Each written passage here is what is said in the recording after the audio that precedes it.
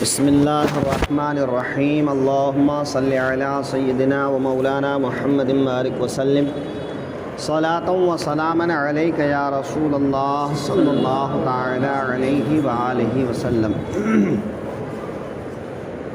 درس قرآن کے سلسلے میں سورہ بقرہ آیت نمبر 57 کے سلسلے میں آج سمجھنے کی کوشش کریں گے کہ اس میں اللہ تعالیٰ نے بنی اسرائیل پر جو نعمتیں نازل کی اس میں سے کس نعمت کا ذکر فرما رہا ہے۔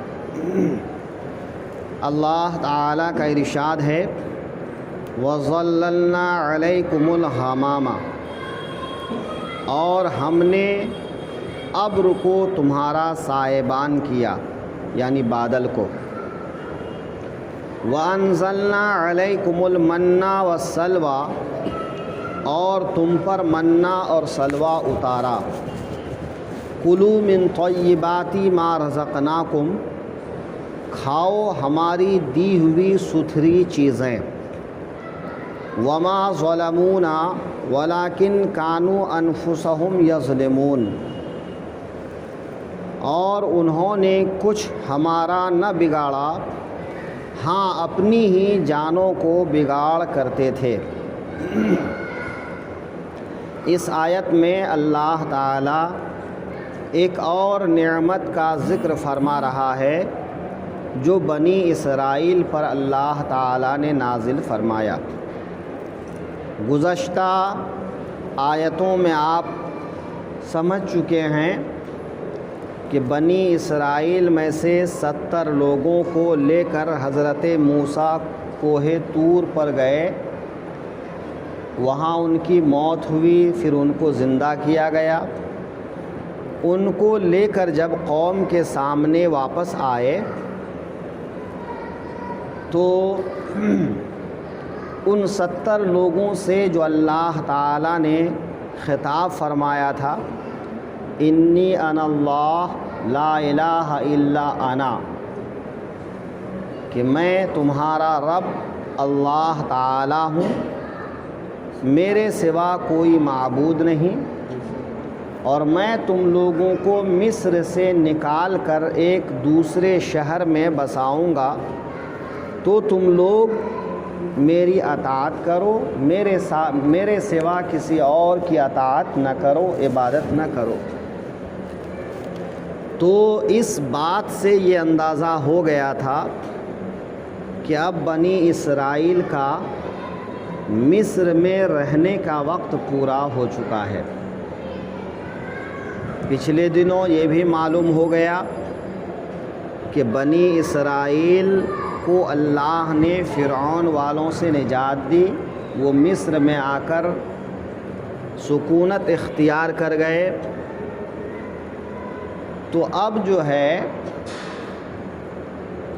جب فرعون کے سامنے حضرت موسیٰ اور حضرت ہارون دعوت پیش کرتے تھے تو وہ اپنے ہم نوا لوگوں کو یہ کہہ کر بہکاتا تھا کہ یہ لوگ مصر پر قابض ہونا چاہتے ہیں اور مصر پر قبضہ کر کے بنی اسرائیلیوں کو یہاں کی حکومت اور بادشاہت دینا چاہتے ہیں، اسی لیے یہ طرح طرح کی باتیں کر رہے ہیں۔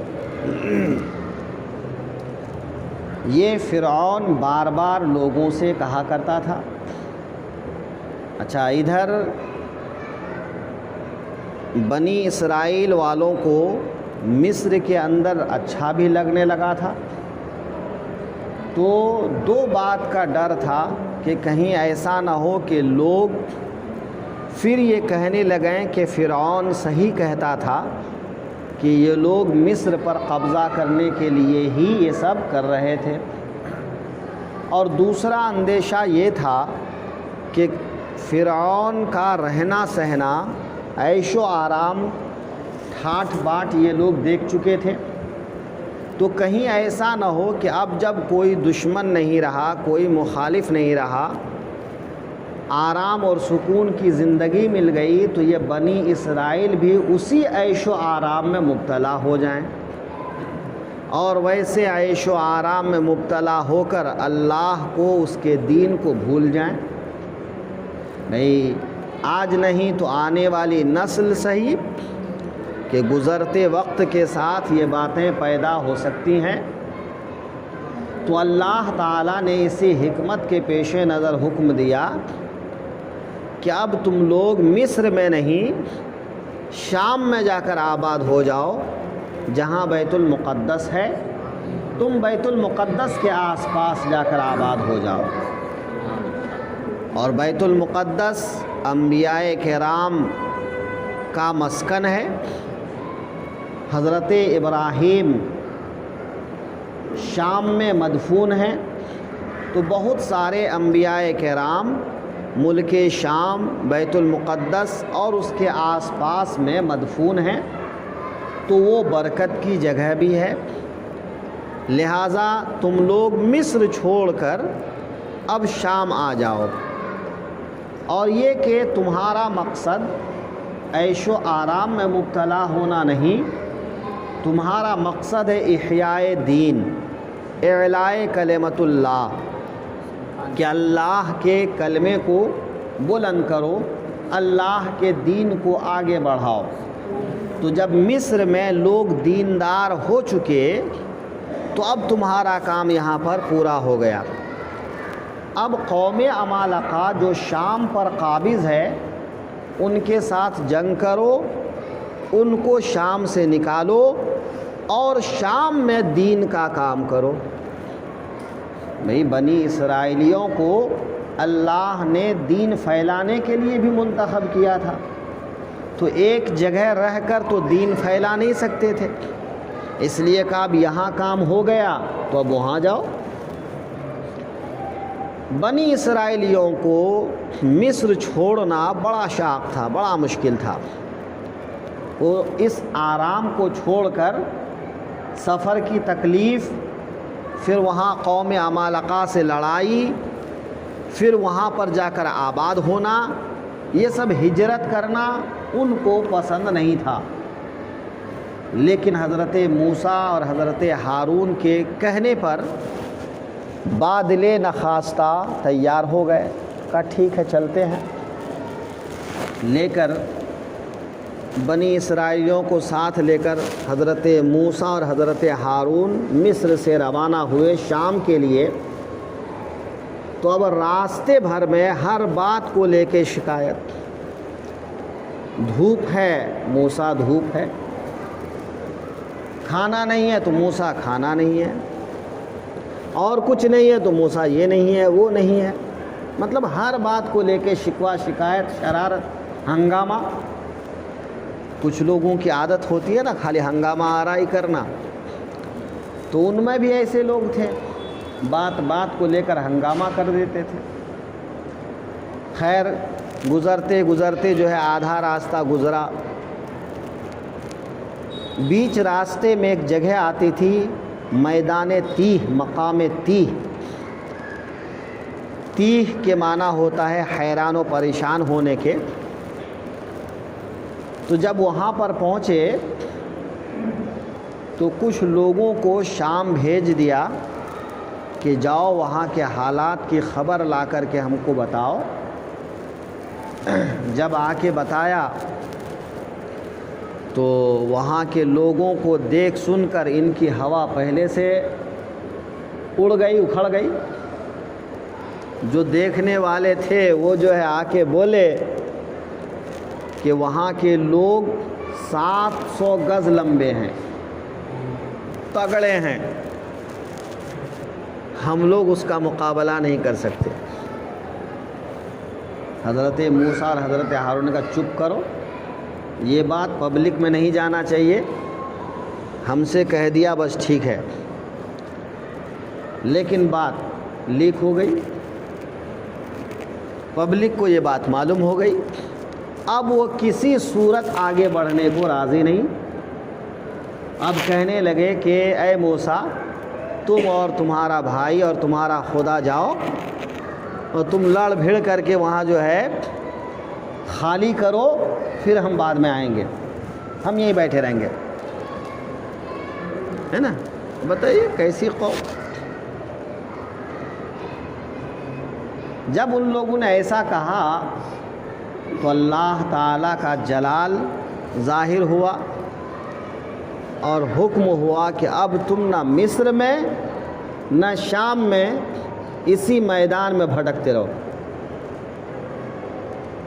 12 کوس کا میدان تھا مگر اسی کے اندر 40 سال تک گھومتے رہے, باہر نہیں نکل سکے. ادھر سے گھوم کے جاتے پھر وہیں پہنچ جاتے, ادھر سے گھوم کے جاتے پھر وہیں پہنچ جاتے. قدرت خداوندی. اللہ نے چاہا کہ اب تم یہیں پر حیران پریشان رہو, نہ مصر جا سکتے ہو اور نہ شام جا سکتے ہو, اسی میدان میں بھٹکو. بھٹکتے رہے 40 سال مقام تیہ میں وہ بھٹکتے رہ گئے. اس بیچ میں بہت سارے واقعات حادثات ہوئے. اب دھوپ پڑنے لگی, بے وہاں نہ چھاؤں تھا, نہ پیڑ پودا, نہ کچھ میدان. اب دھوپ کی شکایت. حضرت موسیٰ نے دعا کی تو اللہ تعالیٰ نے ہلکا سفید بادل بھیجا کہ دن کے وقت سفید ہلکا بادل, ٹھنڈا بادل چھاؤں کر کے رہے. اب جو ہے سورج کی گرمی سے محفوظ ہو گئے. اب بھوک لگی تو موسیٰ کھانا چاہیے. اب کھانے کے لیے اللہ تعالیٰ نے فرمایا کہ ٹھیک ہے منا ملے گا. منا کیا ہے؟ ایک طرح کا حلوہ. اس کو یوں بھی کہہ سکتے ہیں کہ آسمان سے فجر کے تھوڑا پہلے سے لے کر کے طلوع آفتاب تک, یعنی طلوع فجر سے لے کے طلوع آفتاب تک وہاں پر کچھ ایسی چیزیں گرتی تھیں کہ وہ گر کر برف کی طرح جم جاتی تھی, اور یہ انہی کو اپنی چادروں میں, اپنے کپڑوں میں اٹھا لیتے اور دن بھر وہ کھاتے رہتے. مگر وہ کھانے میں شہد کی طرح میٹھا, گھی کی طرح ذائقہ دار اور دودھ کی طرح مزیدار, یعنی بہترین قسم کا حلوہ. یہ قدرتی حلوہ جو ہے ان کو ملنے لگا. کھاتے رہے. اب میٹھا کھا کھا کے اوب گئے. کہے موسیٰ اب میٹھا کھا کے تھک گئے, اب میٹھا کھا کے گزارا نہیں ہوگا. بولا ٹھیک ہے تھوڑا تیکھا کھا لو. تو اللہ تعالیٰ نے سلوا اتارا. سلوا کیا ہے؟ ایک پرندہ مرغی سے چھوٹا, یعنی جیسے بٹیر ہوتا ہے نا, ویسے ایک پرندہ. وہ ان اطراف میں سمندر کے کنارے بہت رہا کرتا تھا. اب 4 بجے شام کے ٹائم میں ایک ہوا چلتی اور وہ پرندوں کو اڑا کر جو ہے ان کے پاس لا کے ڈال دیتی. اب یہ لوگ جو ہے انہی کو کباب بنا کر کھاتے. تو بغیر کسی محنت کے حلوہ بھی ملتا, کباب بھی ملتا, بیٹھے بٹھائے کھاؤ. اس 40 سال میں نہ ان کے کپڑے گندے ہوتے, نہ بال بڑے ہوتے, نہ ناخن بڑے ہوتے. اگر ان کے ہاں بچہ پیدا ہوتا تو بچے کے ساتھ میں کپڑا بھی آتا, بچہ بڑا ہوتا تو کپڑا بھی بڑا ہوتا. اس طرح سے اللہ تعالیٰ نے ان کے اوپر نعمتیں نازل فرمایا. اس کے باوجود بھی اگر کوئی شرارت کرے, نافرمانی کرے تو اس کا کیا جواب ہے؟ مگر انہوں نے ایسے ہی کیا کہ وہ کسی بھی چیز پر جو ہے شکر گزار نہیں بنے. حضرت موسیٰ کے زمانے میں, حضرت ہارون کے زمانے میں تو کچھ ٹھیک ٹھاک رہے, بات پر بگڑ جاتے تھے, لیکن بعد میں دھیرے دھیرے ان کے اندر بہت زیادہ بگاڑ پیدا ہو گئی. تو بعض انبیاء کرام بھی آتے رہے, ہدایت کرتے رہے, پھر بگڑتے, پھر انبیاء آتے, پھر بگڑتے, یہ سلسلہ دراز ہوتا چلا گیا. تو حضور کے زمانے میں جو یہودی تھے ان کو وہ سب یاد دلایا گیا کہ تمہارے باپ دادا نے ایسا ایسا کیا، ہم نے ایسا ایسا نعمت اتارا تو انہوں نے ایسا ایسا انکار کیا، اب تم ایسا مت کرو، تم شکریہ ادا کرو، اطاعت گزاری کرو، آخری پیغمبر کو مانو، دین کو مانو۔ اسی کو اس آیت میں اللہ تعالیٰ بیان فرما رہا ہے، وَظَلَّلْنَا عَلَيْكُمُ الْغَمَامَ، اور ہم نے بادل کو تمہارا سائبان کیا، تمہارے سروں پہ بادل کو ایسا کر دیا کہ اب وہ میدان تمہارا گھر بن گیا، بغیر کسی تکلیف کے تم وہاں رہنے سہنے لگے۔ وَأَنزَلْنَا عَلَيْكُمُ الْمَنَّ وَالسَّلْوَىٰ، بیٹھے بٹھائے تم کو منا اور سلوا کھانا دیا۔ منا اور سلوا روز اترتا، ان کو حکم یہ تھا کہ روز کا کھانا روز کھا کے ختم کر دو، بچا کے مت رکھو، جتنا کھا سکو اتنا اٹھا لو اور باقی کھا پی کے ختم کر دو، بچا کے دوسرے دن کے لیے مت رکھو۔ ہاں، جمعہ کے دن ایک ساتھ 2 دن کا اٹھا لینا، کہ سنیچر کا دن جو ہے ان کے یہاں محترم دن تھا، عید کا دن تھا، کہ سنیچر کو یہ منا سلوا نہیں اترے گا، اس دن کا کھانا بھی جمعہ کو لے کر کے رکھ لو۔ ایک آدمی کو 4 سا یا 1 سا قریباً 4 کلو، 4 سیر، تو 4 سیر کھانا بھی دن بھر کے لیے بہت ہوتا ہے۔ اب اس میں میٹھا بھی ہوتا اور تیکھا بھی، تو ان کو یہ تھا کہ روزانہ جو ہے 1 دن کا لو اور جمعہ کو 2 دن کا لے کے رکھ لو، سنیچر کو وہی کھاؤ۔ مگر زیادہ کر کے رکھنے لگے، اب کھانا خراب ہونے لگا، اور جب کھانا خراب ہونے لگا تو اس میں سے بدبو آنے لگی، بدبو سے پریشان ہونے لگے۔ پھر اس کے بعد سے جو ہے وہ نعمت بند ہو گئی۔ بھئی اللہ تعالیٰ کے نعمت کا ان لوگوں نے اس طرح سے انکار کیا، ناشکری کیا، تو نعمت آنا بند ہو گئی۔